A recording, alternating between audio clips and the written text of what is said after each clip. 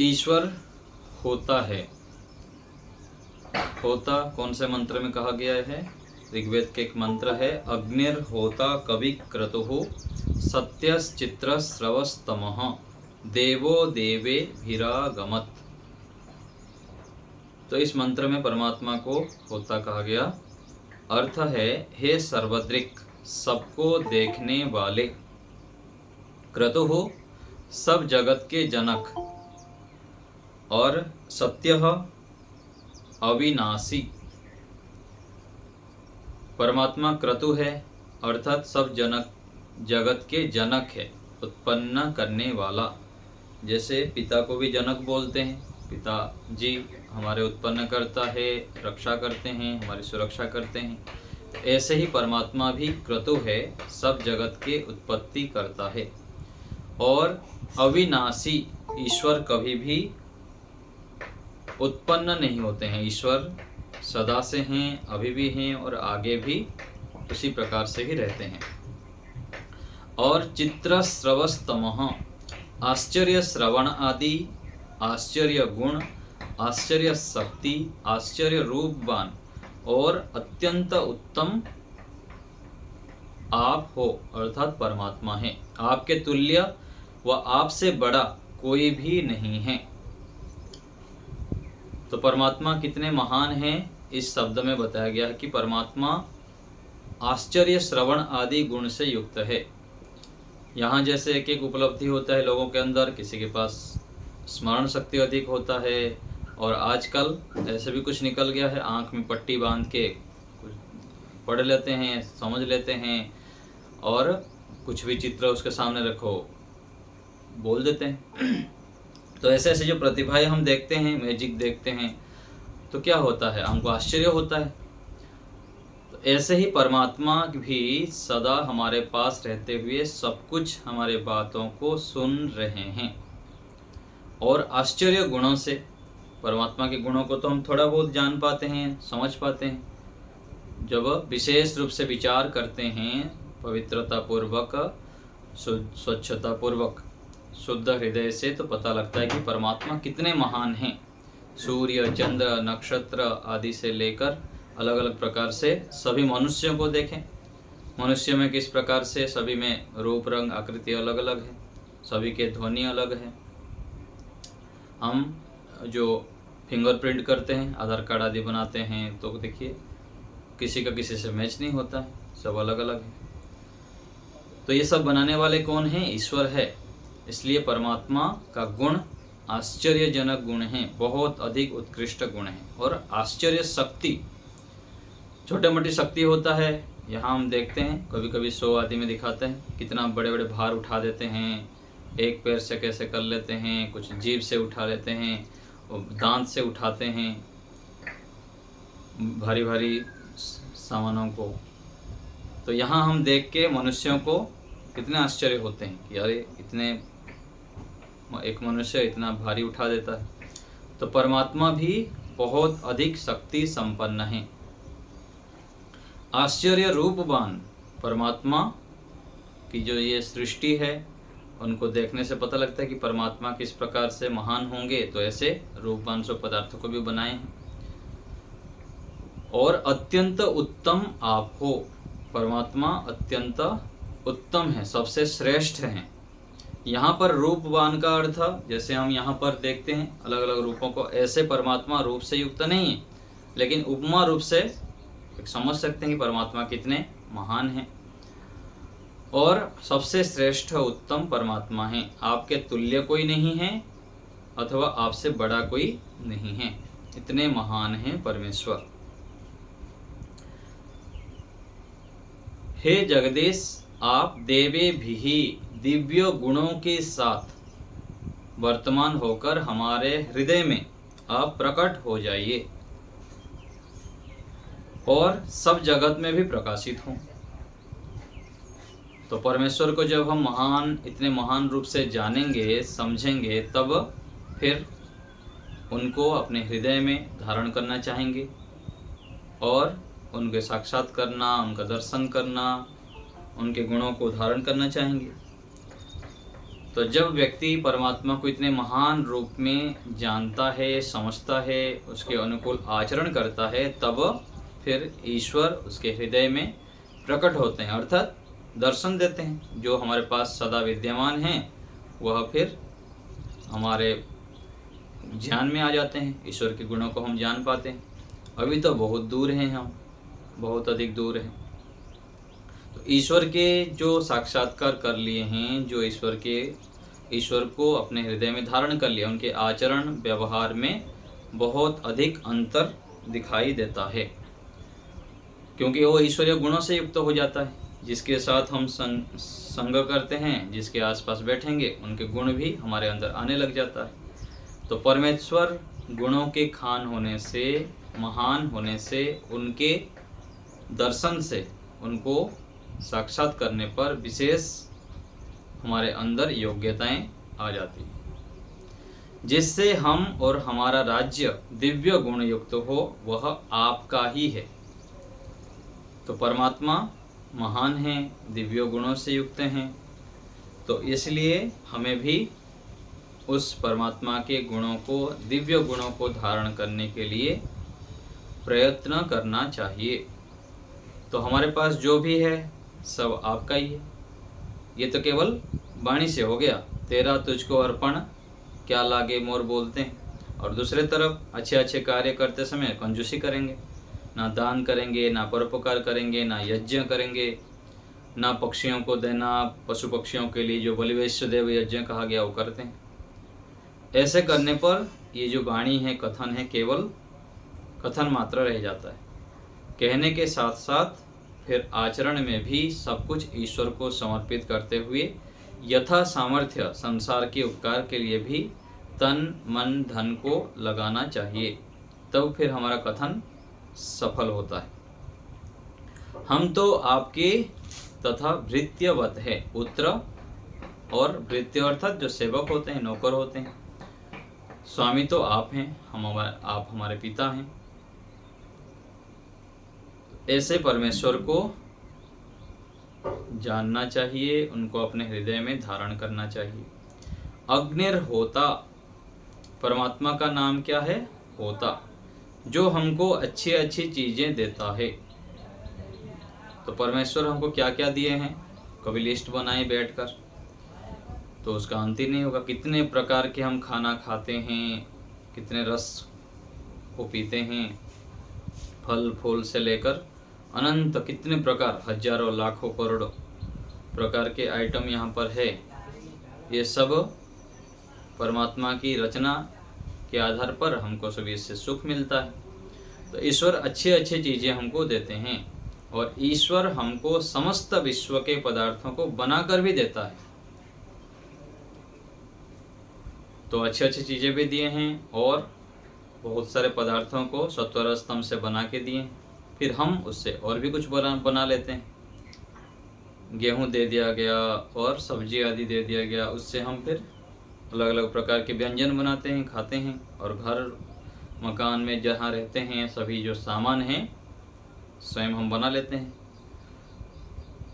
तो दूसरे हमें ज्ञान विज्ञान देता है, आनंद बल देता है, सो वह होता है। तो परमात्मा बहुत सारे वस्तुओं को भी देते हैं, ज्ञान देते हैं, आनंद देते हैं, बल देते हैं। तो इससे परमेश्वर होता है। तो दूसरा होता का अर्थ होता है देने वाला और लेने वाला। दूसरा होता का अर्थ है कि लेने वाला। मुक्ति में जब अवधि पूरी हो जाती है तो फिर लौटा देता है ईश्वर, फिर ले जाता है, सारा सब प्रलय में विलीन हो जाता है। तो ऐसे ही परमेश्वर अच्छी अच्छी चीज देते भी हैं, और अंतिम में मुक्ति जो हो जाती है तो सारी चीज फिर लौटा देते हैं, मतलब फिर वापस ले लेते हैं। संसार को बना दिए, फिर संसार की अवधि जब हो जाती है फिर उसको वापस ले लेते हैं। आज धनपति है, कालांतर में नहीं रहता। आज जो धनपति है, धनवान है, कालांतर में नहीं रहता। आज जो बलवान है कल रोगी हो जाता है, बीमार हो जाता है, वृद्ध हो जाता है। यह समझे कि ईश्वर ने लौटा लिया सो दुखी नहीं होता। मौत का पता लग जाए तो करोड़पति दानी बन जाता है। तो जब मौत का पता लग जाता है तो जल्दी जल्दी दान करने लग जाता है, और अधिकतर फिर कंजूसी करके रखा रहता है संचय करके। तो परमात्मा जब ईश्वर यह समझे कि ईश्वर ने लौटा लिया सो दुखी नहीं होता, तो परमात्मा कभी भी दुखी नहीं होते, हमको जितना चाहे देते रहते हैं और अंत में ले ही लेते हैं। तो मोक्ष के समय में जब ईश्वर ले लेते हैं तो जीवात्मा दुखी नहीं होता है। दुखी क्यों होते हैं? अज्ञानता के कारण। जब ज्ञान हो जाता है तो फिर हम दुखी नहीं होंगे। दुख का कारण है अज्ञानता। तो यह हो गया अग्निर्होता, परमात्मा देने वाला है और लेने वाला भी है। आगे है कवि ही। ईश्वर सर्वज्ञ कहा गया है। ईश्वर क्या है? सर्वज्ञ है। अरबों लोग जो कुछ भी क्षण क्षण में सोचते हैं करते हैं उसे ईश्वर प्रति क्षण जानता है। इतना महान है परमात्मा। क्षण क्षण में, हर क्षण में जो भी सोचते हैं पूरा परमात्मा जानते हैं, कवि हैं, सर्वज्ञ हैं। तो ईश्वर प्रत्येक क्षण जानता है। ईश्वर की जानकारी के बाहर कुछ भी नहीं होता है। जो कुछ भी हम करते हैं मन में सोच लिए तो परमात्मा के खाता में एंट्री हो जाता है, उनके ज्ञान में आ जाता है। और अच्छे किया होंगे तो उसका फल अवश्य मिलेगा, पूरा पाई पाई बढ़िया बढ़िया सारा सुख साधन मिलेंगे। और गलत करेंगे, पाप करेंगे तो फिर दंड भी मिलेगा। जब ईश्वर सब कुछ जान रहा है तो मनुष्य के जानने ना जानने से क्या डरना। तो अपने आप जानबूझकर ईश्वर को अर्पण हो जाओ, वरना वह सब कुछ जान तो रहा ही है। तो परमात्मा को सब कुछ अर्पण हो जाना है, नहीं तो परमात्मा सब जान ही रहे। यदि चालाकी करेंगे उनके सामने तो चलेगा नहीं। यहाँ देखते हैं ना कितना हम व्यक्ति चालाकी कर लेता है, झूठ छल कपट करके गाड़ी बंगला मकान कर लेता है और यश प्राप्त कर लेता है, बड़ा वाह वाह कर लेता है, लोग उसको बहुत जय जयकार होता है। फिर परमात्मा खींच लेते हैं टांग, बुद्धि बिगाड़ देते हैं। परमात्मा क्या बिगाड़ेंगे? अपने कर्मों के कारण वो बिगड़ जाता है और फिर पतन हो जाता है, फिर सारा साफ हो जाता है। दूध का दूध पानी का पुण्य बताते हैं ना ऐसे। तो ईश्वर के अनुकूल चलने पर, उनको समर्पित हो जाने पर हमें बहुत अधिक लाभ होता है। तो इसलिए कहा गया कि ईश्वर को सब कुछ अर्पण कर दें हम, तब जाके हम सुख शांति से रह सकते हैं और हमारा जीवन सफल होता है। जो मैं सोचूंगा, बोलूंगा, करूंगा उसके अच्छे बुरे फल से मैं बच नहीं सकता। यह अनुभव करना अत्यंत कठिन है। तो सामान्य रूप से तो सुनते रहते हैं, बोलते रहते हैं, करते रहते हैं कार्य, किंतु ये अनुभव में आ जाना कि परमात्मा जो भी मैं कर्म कर रहा हूँ उसका पाई पाई का फल देंगे, ये अनुभव में आ जाना क्या है? बहुत कठिन है। केवल बोलना बोला रह जाता है, मैं जो कुछ देख रहा हूँ परमात्मा, जो सोच रहा हूँ परमात्मा जानते हैं, लेकिन व्यवहार में जब हम उतरते हैं तो वहाँ पर पूरा साफ हो जाता है, पत्ता साफ दिखाई देता है। ना हम ईश्वर को स्मरण रखते हैं, ना ईश्वर की अनुभूति मन में रहता है। यदि ऐसे पता लग जाए, इसलिए तो कहा गया ना कि ये अनुभव करना अत्यंत कठिन है कि मैं जो भी सोच रहा हूँ, बोल रहा हूँ, कर रहा हूँ, उसका अच्छे अच्छे फल से मैं बच नहीं सकता। दंड भयंकर मिलेगा, और यदि अच्छे कार्य करूँगा उसका पुरस्कार भी मिलता है। तो यह जो मैं सोचता हूँ, बोलूँगा और करूँगा उसके अच्छे बुरे फल से मैं बच नहीं सकता। तो इसको हमें पूरा अंडरलाइन करके अच्छे प्रकार मन मस्तिष्क में बिठाना चाहिए कि कोई भी कर्म हो उससे मैं बच नहीं सकता मैं। अवश्य है उसका दंड और दूसरी तरफ इनाम भी मिलेगा, पुरस्कार भी मिलेगा। तो यदि 100% सोचता है कि बुरे का फल अवश्य मिलेगा तो बुराई करने का विचार तक भी नहीं आ सकता। यदि ये मन में बैठ जाए तो अच्छे प्रकार से कोई भी मैं बुराई करूंगा तो उसका फल अवश्य ही मिलेगा। तो ऐसे मानकर हमें चलना चाहिए। तो इस मंत्र में ये सब संदेश दिया गया कि ईश्वर कवि है, क्रतु है, और सत्यश्चित्र श्रवः, महान आश्चर्य वक्ता, आश्चर्य श्रोता और महान ज्ञान बल आनंद से युक्त है। ऐसे मानकर ईश्वर को जब चलेंगे तो फिर यहाँ पर कहा गया ना कि दिव्य गुणों के साथ हमारे हृदय में प्रकट होजिए, तब तो परमेश्वर दिव्य गुणों के साथ हमारे हृदय में प्रकट हो सकते हैं। आगे है ईश्वर सर्वरक्षक है। ईश्वर आह्वान और रक्षा, वेद मंत्रों में बातें संकेत के रूप में कही गई हैं। जो संकेत की विद्या को जानता है वह उसे बढ़ाते बढ़ाते उसके तल तक पहुंच जाता है। तो वेद में संकेत के रूप में सारी बातें बताई गई है। जो उसको ठीक से समझ लेता है उसका जीवन सफल हो जाता है। जैसे कहा गया है कि सर्वे वेदा यत् पदम आमनन्ति तपांसि सर्वाणि च यद् वदन्ति यद् इच्छन्तो ब्रह्मचर्यं चरति तत्ते पदम संग्रहेण ब्रवीमि ओम इति एतत्। तो परमात्मा जितने भी वेद शास्त्र में देखें, सुने, पढ़ें, तो उसके सार क्या है कि परमात्मा की प्राप्ति को ही सब बोलना चाहते हैं कि ईश्वर को प्राप्त कर लो, तब जाके जीवन सफल हो सकता है। तो ये संकेत रूप में सब जगह दिया गया है। तो सभी वेद मंत्रों में बहुत सारे बातें बताई गई है। उसको जो अच्छे प्रकार समझता है, मेहनत करता है, तो उसको समझ में आता है। तो वाक्य का सीधा अर्थ लगाने से अनर्थ हो जाएगा। जो भाषा विज्ञान शैली को नहीं जानते वे ईश्वर आह्वान का अर्थ ऐसा करते हैं कि जैसे लोक में दूर के व्यक्ति को बुलाते हैं। यहाँ आह्वान का अर्थ है जो ईश्वर हमारे निकट पहले से उपस्थित है, उसके गुण, आनंद, ज्ञान आदि को प्राप्ति के लिए उससे आबद्ध होना, जुड़ना, संबंध बनाना। ये क्या है? ईश्वर से जुड़ने का आह्वान का मतलब है ईश्वर को बुलाना। परमात्मा जो विद्यमान है उसको अच्छे प्रकार जानना, उनसे संबंध बनाना। ईश्वर कैसे रक्षा करता है? ईश्वर कैसे हमारी रक्षा कर रहा है? लोग समझते हैं कि जैसे एक यात्री जाता है, चोर उसे लूटता है, पर एक सांप निकल कर चोर को डसता है, वह यात्री बच गया। कुएं में 3 पड़ गए, 2 मरे, 1 बच गया। दुर्घटना में कुछ मरे, कुछ बच गए।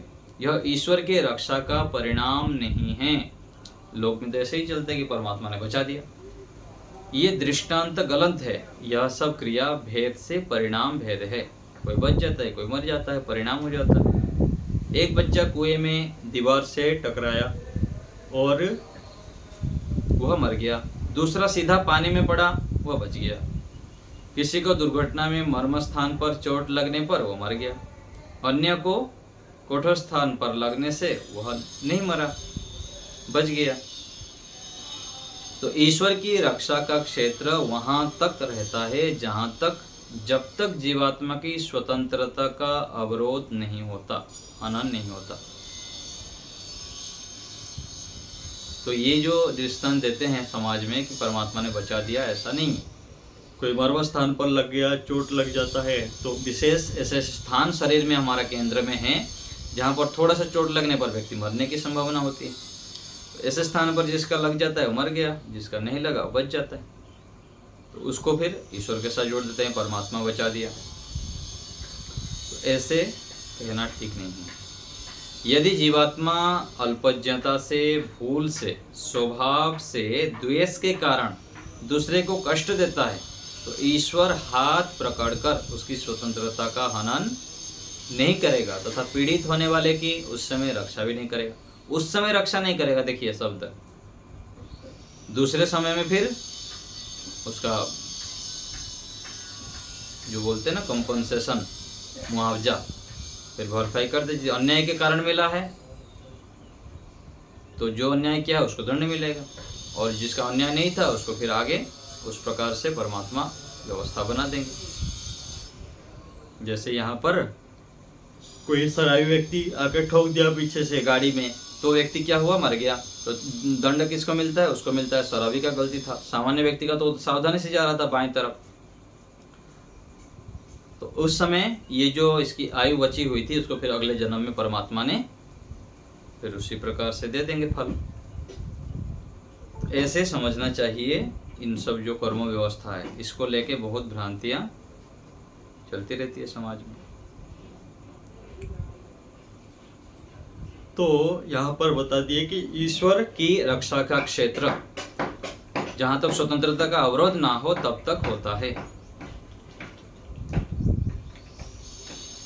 यदि जीवात्मा अल्पज्ञता से, भूल से, स्वभाव से, द्वेष के कारण दूसरे को कष्ट देता है तो ईश्वर हाथ पकड़कर नहीं रोकता, ये हो गया।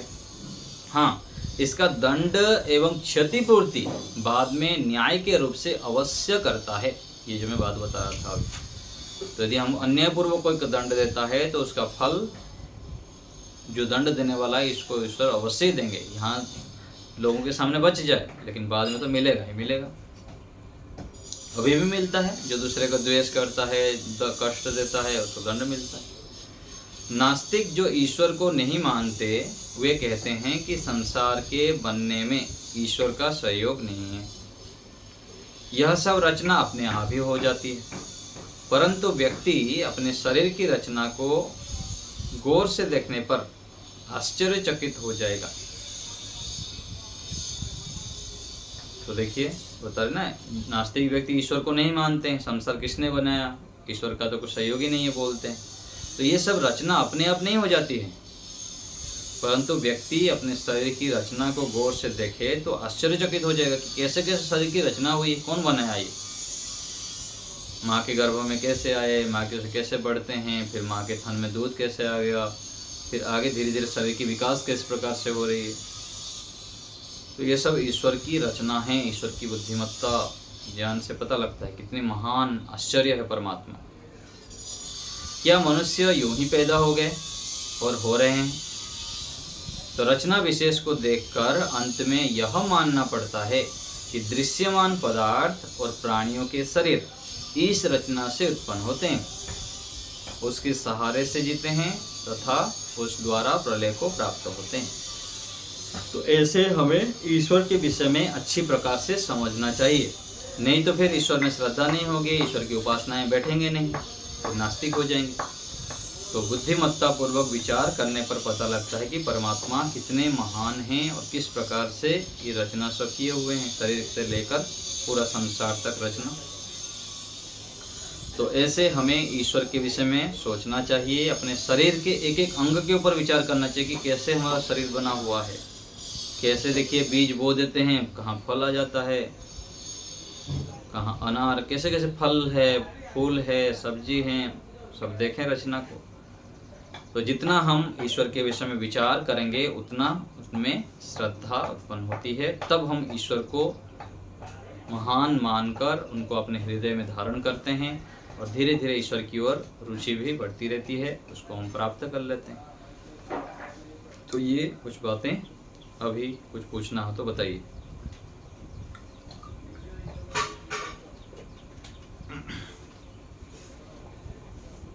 हाँ बोलिए माता जी।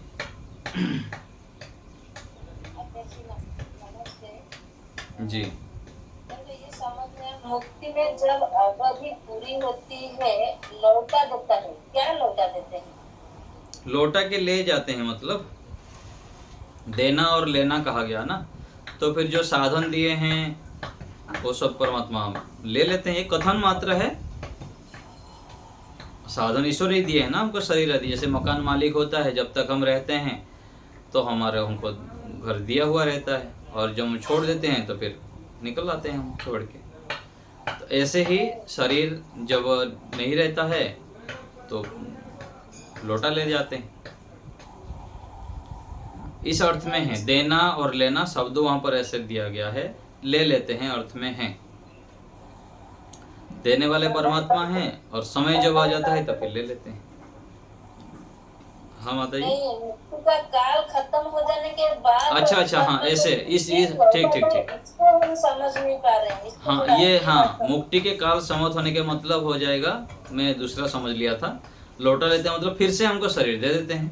हाँ, हमको फिर पैदा करते हैं। हाँ इस अर्थ में लेंगे, ठीक है। मैं यहाँ थोड़ा सा समझने में ये था, तो लौटा देते हैं मतलब अभी तो ले लेते हैं, जब शरीर दिए फिर हमारा काम हो गया, फिर से शरीर जब मुक्ति काल हो जाएगा फिर से परमात्मा वही शरीर हमको दे देंगे, ऐसे करके लौटाते हैं। और एक तो आचार्य है, ईश्वर की रक्षा का क्षेत्र वहां तक रहता है जहां तक जब तक जीवात्मा की स्वतंत्रता का अवरोध नहीं होता। मतलब इसको थोड़ा समझा दीजिए, समझ नहीं पा रहे हैं। इसको ऐसा है ना कि मान लीजिए कि परमात्मा ने दिए हैं कि अभी मैं उठने के बाद क्या करूँगा, यहाँ बैठा रहूँगा कक्षा के बाद 15 मिनट तक ऐसे ही बैठा रहूँगा, अथवा उठ के जाना है, मैं क्या करूँगा, परमात्मा के दिए नहीं है, ऐसे अवरोध नहीं किए हैं मुझको, तो मैं अपनी इच्छा से कर सकता हूँ। ये स्वतंत्र दे रखें कि अपनी इच्छा से हम जाना चाहते जाओ, रहना चाहते रहो, कर्म करने में स्वतंत्र है। लेकिन कर्म करने के बाद जो हमारे जो मान लीजिए कि हम तो कर्म नहीं किए, दूसरे के कर्मों के कारण हमारे ऊपर उसका दंड मिला है। तो रास्ते में बाईं तरफ जा रहे हैं, कोई आके धक्का दे दिया, हमारा पैर टूट गया, तो हमारा तो वहाँ कुछ ये नहीं था, हम सावधानी से जा रहे थे साइड में पूरा बाईं तरफ, हमारा उसमें स्वतंत्रता ये नहीं था, उसको परमात्मा कुछ नहीं करते हैं। फिर यदि हमारा अन्यायपूर्वक कुछ हो गया तो वहाँ पर परमात्मा फिर उसका भरपाई कर लें, क्षतिपूर्ति कर लेते हैं। जहाँ तक स्वतंत्रता दे रखे हैं वहाँ तक कोई दंड नहीं देंगे हमको, और अथवा यदि हम अच्छे कार्य करते हैं उसका फल देंगे, और गलत करेंगे, स्वतंत्रता दे रखे हैं बल्कि हम उसका मिसयूज करेंगे तो उसका फिर दंड देंगे।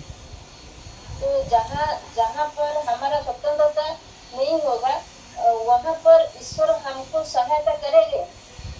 सहायता मतलब ऐसा है ना, क्षतिपूर्ति देंगे। मान लीजिए किसी के दूसरे के कारण हमको कोई हानि हो गई तो परमात्मा उसका क्षतिपूर्ति करेंगे,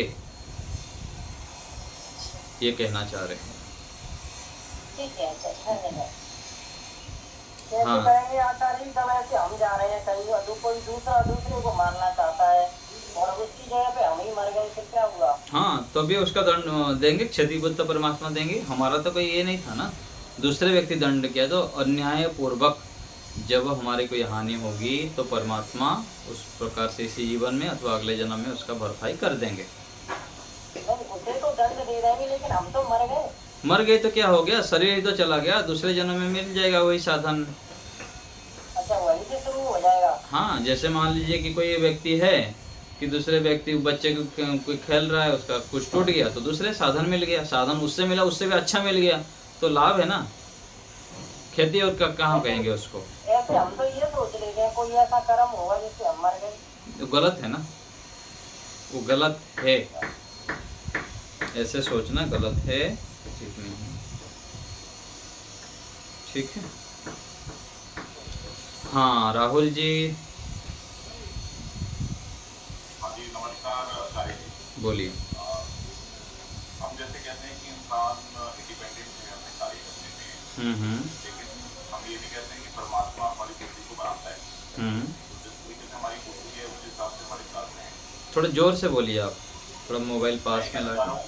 मैं समझ रहा हूँ, वहाँ से आगे बोलिए, समझ रहा हूँ, थोड़ा जोर बोलिए आगे। हाँ, अगर हम इंडिपेंडेंट हैं, एक ये स्टेटमेंट है। दूसरा हम कह रहे हैं कि परमात्मा ही हमारी बुद्धि को डेवलप करता है। हमारे फिर कर्म, वो बुद्धि से हमारे कर्म होते हैं, तो हमारे कर्म के ऊपर कंट्रोल परमात्मा का ही हो गया। नहीं, देखिए इसमें थोड़ा सा केवल समझना होता है, बिल्कुल सही बोल रहे हैं आप, लेकिन इसमें ऐसा है ना, परमात्मा करते हैं मतलब क्या है, करते कोई विशेष ऐसे जोड़ जाड़ की करते हैं ऐसा नहीं। परमात्मा की जब हम आज्ञा का पालन करते हैं, वो पूरा संविधान बना रखे हैं, उसको जो मानता है फिर उस प्रकार से उसका बढ़ता है। जो परमात्मा बता रखे हैं, मानना मतलब क्या, ईश्वर ने ईश्वर की उपासना करने के लिए बोले हैं। उपासना किस लिए करनी है, आपका ही लाभ होगा।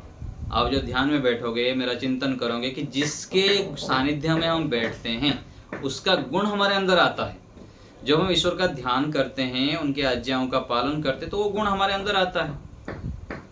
बढ़ाते मतलब क्या है, वो सिस्टम है कि आप ऐसे करोगे, दूध पियोगे, अच्छे घी खाओगे, व्यायाम करोगे, प्राणायाम करोगे, इसका फल ये होगा।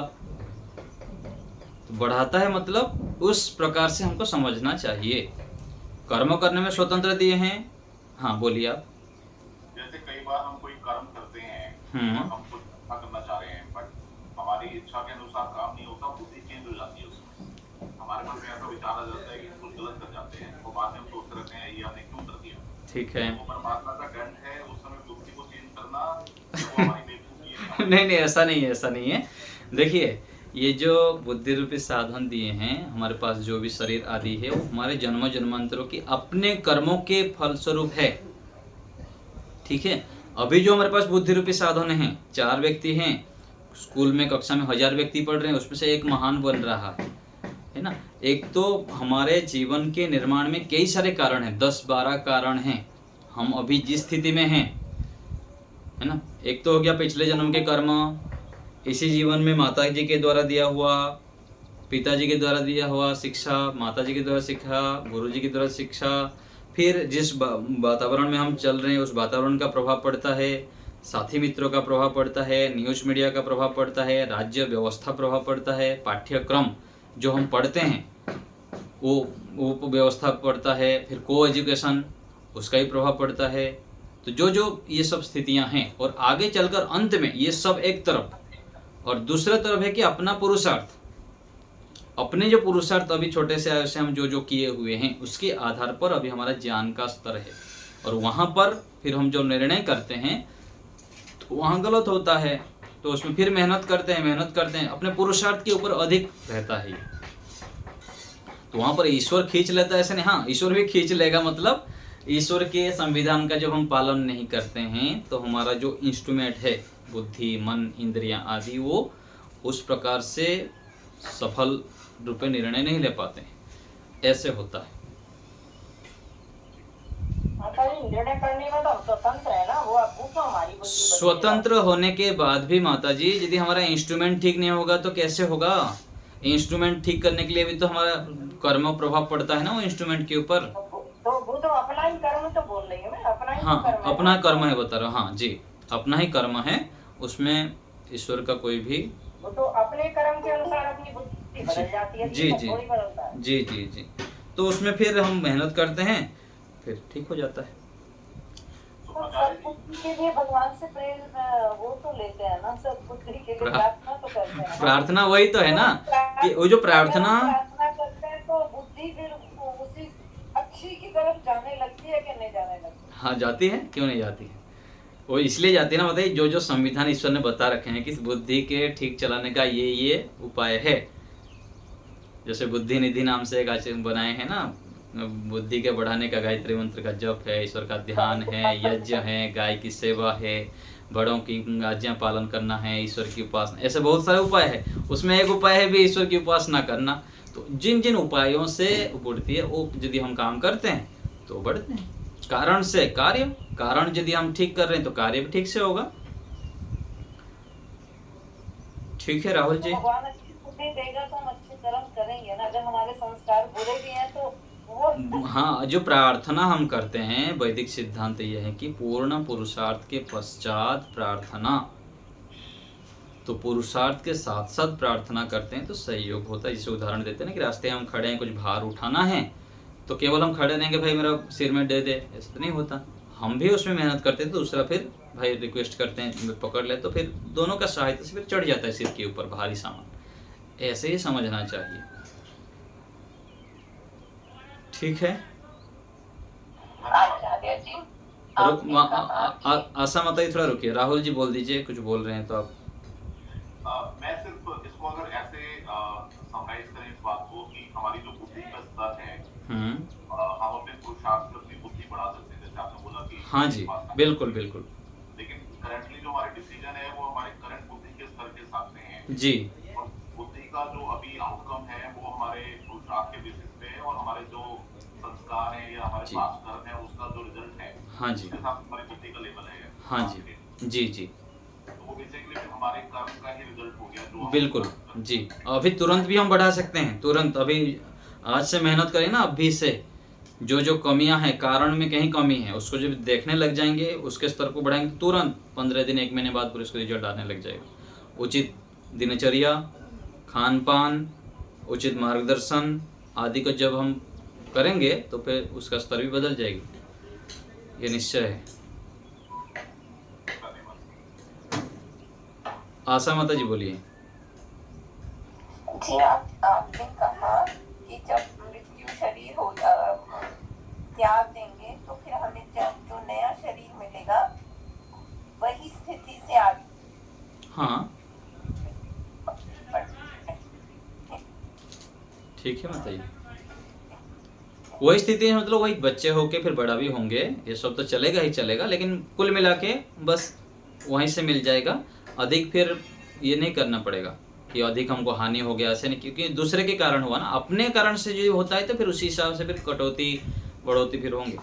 फिर उसके साथ साथ हमारे कर्म भी जुड़ेंगे, लेकिन फिर जो स्थिति में था वो फिर हो जाएगा। निर्मला माता जी बोलिए। नमस्ते आचार्य जी। हाँ ईश्वर माता का कैसे आह्वान करें? आह्वान तो बता दिया ना कि उनके गुणों को धारण करना, उनके जैसे गुण। हम यज्ञ करते हैं या वैदिक ब्रह्म यज्ञ करते हैं, संध्या करते हैं, हाँ तो ये आह्वान है क्या? हाँ बोल दीजिए, आह्वान भी उसी प्रकार से। आह्वान मतलब उनके गुणों को जानना, उसके अनुसार पुरुषार्थ करते हैं, उनके गुणों को धारण करना। ईश्वर के गुण क्या है? पुरुषार्थ गुण है, हम पुरुषार्थी बने।